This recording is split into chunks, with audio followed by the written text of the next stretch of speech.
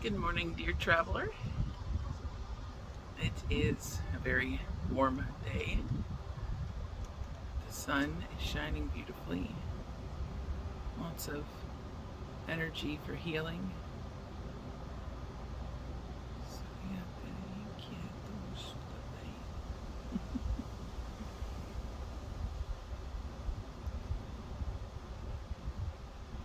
The wind speaking.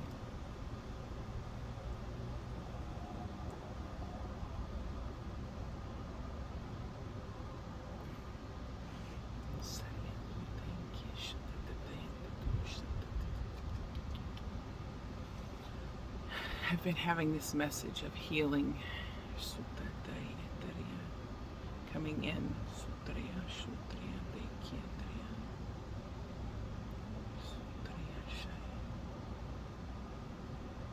which is a theme that can be talked about often, especially in today's society, given we experience so much chaos and pressure, and oftentimes feel like we're forced into situations given the societal expectations and programming. But we must remember that it is just that, programming. These are, while we do have to take care of our needs and ourselves, the pressure to do it now, do it fast, you have to do it this way or that way, or doing anything that makes you feel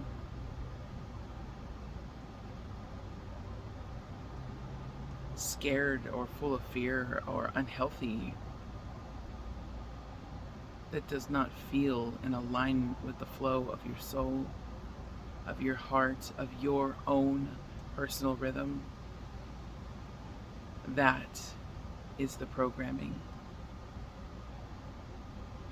Because you can always get everything you need done in the time that it is needed. Always. Without the fear that you're going to miss out or miss the window. And sometimes a little pressure is okay from time to time. It can put the fire we need underneath us to really see something through. But there are a lot of cases in life where that fire, it just burns us. So we must tune in and really begin to ask ourselves, is this something that can wait another day? Is there a way I can approach this from a different perspective, a more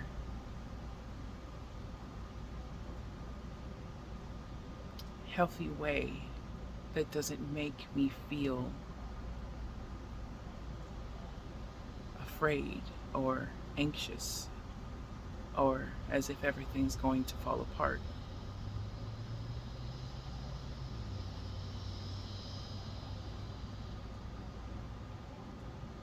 And especially when we are in times of healing,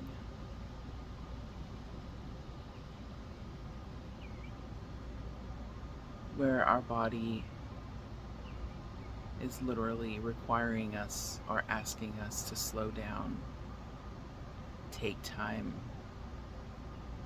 listen to yourself and your heart and your own rhythm. Turn off the noise. Tune out those who make you feel, if you don't get this done, if you don't do it this way, then insert fear-based thinking.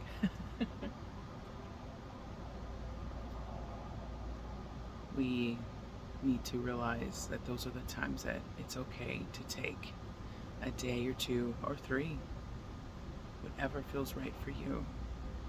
If it is truly something that can wait, let it. Listen to your body, because self-love is the most important love we can give ourselves. And that in itself is true healing. Because true love, powerful love, the most powerful love you've ever felt for self or for your children or for your mother, your father, or any experience that has brought in such a powerful love. It has left you without words.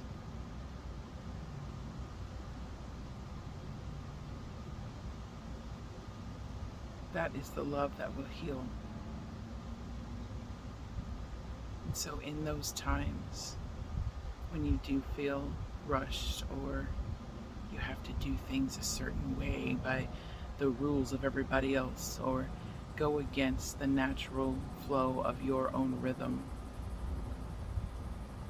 that's often a sign to slow down, tune in, feel that powerful love, and allow yourself the time to heal. Your body will always let you know when it is time to listen to yourself and not the chatter of others or society, to tune out from the outside world and tune in to the inner world. Because true healing takes time. It is not linear, and it requires a lot of self-love and patience and grace and gratitude. Because you are going to be okay. You are safe, and you are loved.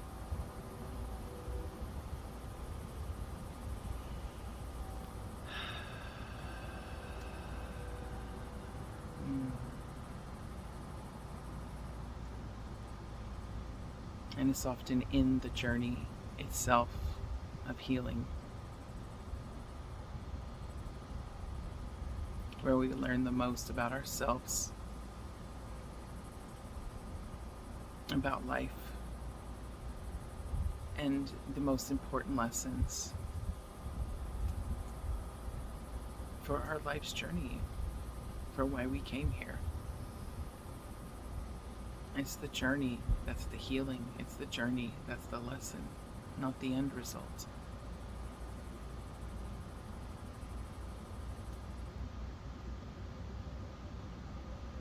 It's like studying for a test.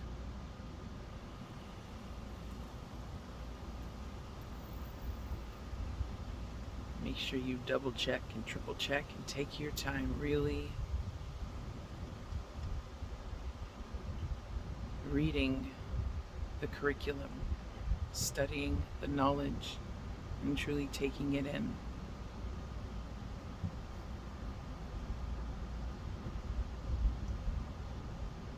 In your own time and in a way that is natural for you and your own natural flow.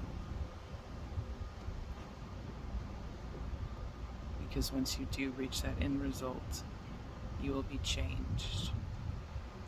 Your gifts much more heightened and in different ways than you ever expected. And you will be a new person, filled with new wisdom and appreciation and gratitude for life.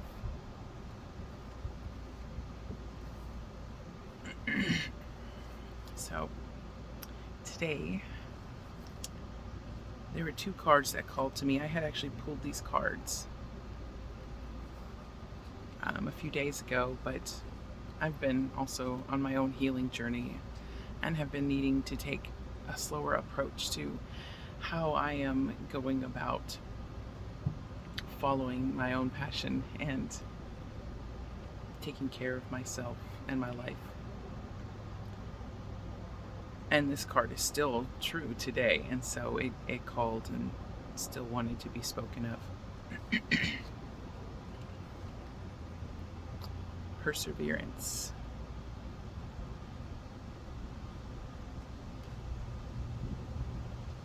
The motivation to keep going despite the odds.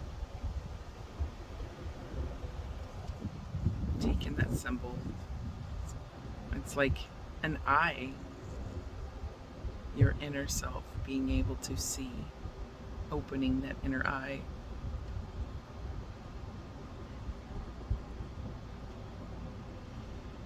To persevere. The symbol history, perseverance symbol, excuse me. The perseverance symbol features a stylized oak tree with a crescent moon arching over its boughs. The lesson of the oak, which endures and thrives throughout many seasons, is one of resilience, strength, and patience. They are one of the world's oldest living trees and represent wisdom and fortitude.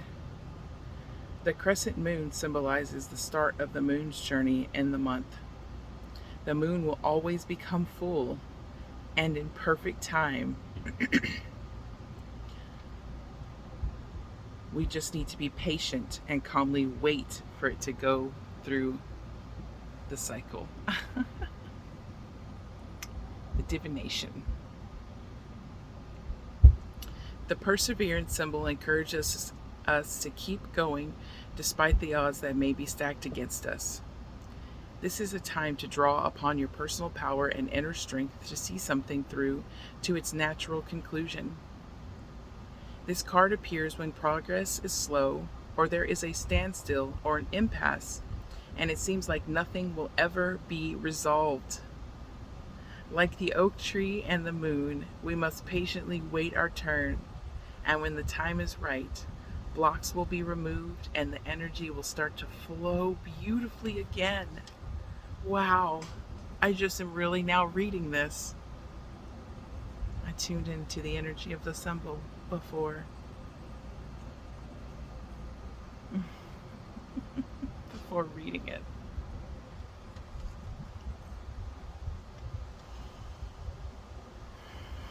If the number 33 means anything to you too, definitely take that in.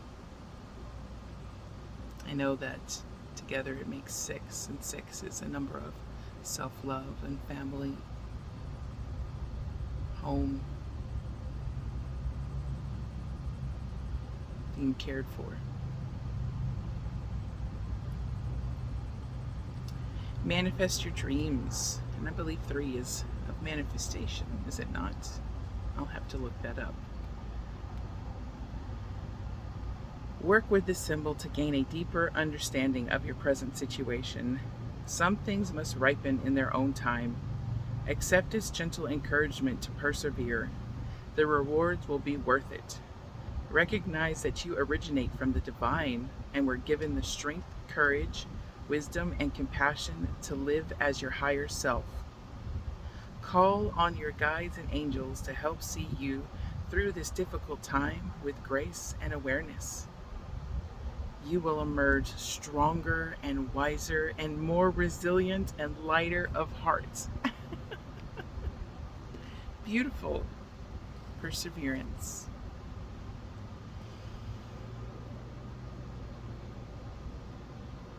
We all will persevere when we take time to love ourselves and be present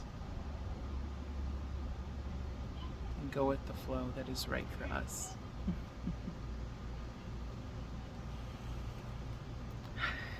Thank you.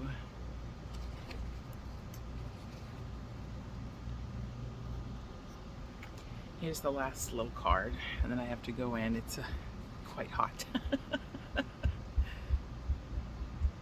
This was one that called to me too, and so I feel I should include it. It is called Little Luxuries. Number 28. It generates luxurious surroundings and experiences. And I will just speak of this from intuition. For me, this feels like what will manifest when we listen to our rhythm, when we persevere and we keep going in the way that is right for us despite the odds.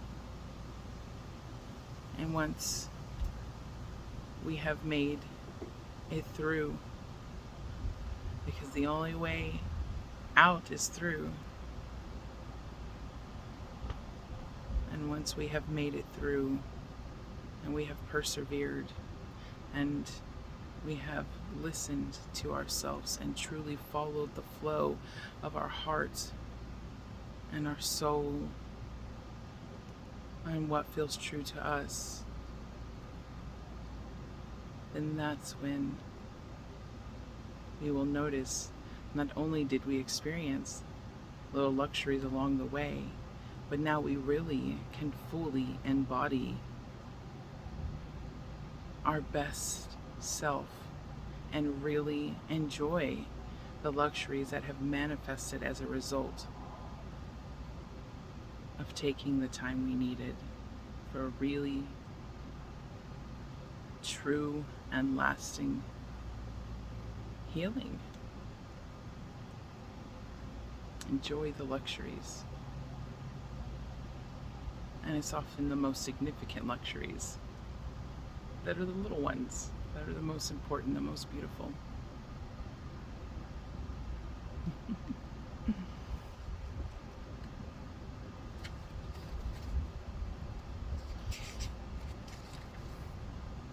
Generates luxurious surroundings and experiences.